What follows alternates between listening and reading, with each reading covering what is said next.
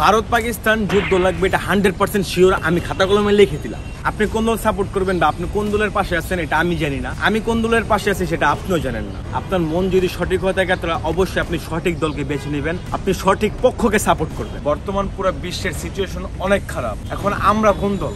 আমরা অবশ্যই পাকিস্তান। আপনারা বলতে পারেন যে আমরা পাকিস্তান কেন? পাকিস্তানের সাথে তো আমাদের যুদ্ধ হয়েছে, আমরা যুদ্ধ করে স্বাধীনতা অর্জন করছি।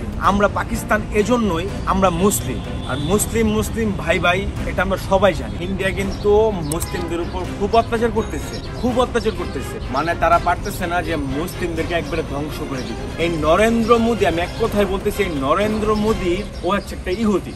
ও যদি ইহুদি না হইতো ও কখনোই দিনের পর দিন রাতের পর রাত মুসলিমদের উপর অত্যাচার করতো না। অনেক দেশ কিন্তু আমাদের বাংলাদেশকে হুমকি দিতেছে যুদ্ধের জন্য। ডক্টর ইউনূস কিন্তু কালকে একটা ব্রিফিং এ বলছে যে আমাদের যুদ্ধের প্রস্তুতি না নেওয়া হচ্ছে একটা বোকামি। নরেন্দ্র মোদীকে জেলখানা থেকে হুঙ্কার দিয়েছে পাকিস্তানের ইমরান খান। তিনি একটা কথাই বলছে, দলমত নির্বিশেষে আমাদেরকে আগে দেশ রক্ষা করতে হবে, মানে পাকিস্তানকে রক্ষা করতে হবে, তারপর হচ্ছে আমাদের বিরোধিতা। নরেন্দ্র মোদী এই আমাদের বাবরি মসজিদ ঠিক এইখানে ওরা অনেক হামলা করছে, আমাদের মুসলিমের দাড়ি ধরে টানতেছে, নামাজ অবস্থায় এদেরকে মারতেছে।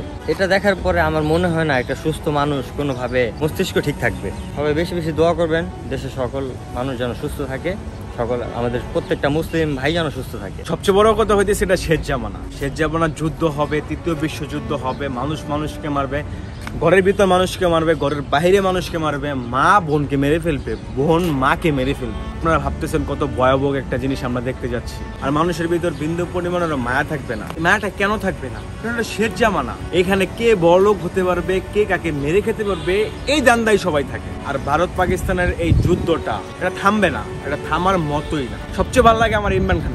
তিনি একজন বীর পুরুষ, তার ভিতর অনেক সাহস আছে। সে জেলখানায় বসে ভারতের নরেন্দ্র মোদীকে হুমকি দিতেছে।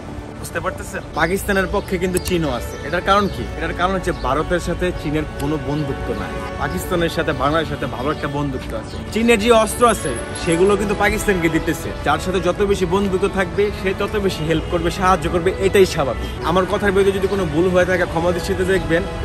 নেক্সট আরেকটা ভিডিও নিয়ে আসবো। সব ভালো থাকবেন, সুস্থ থাকবেন। আল্লাহ হাফেজ।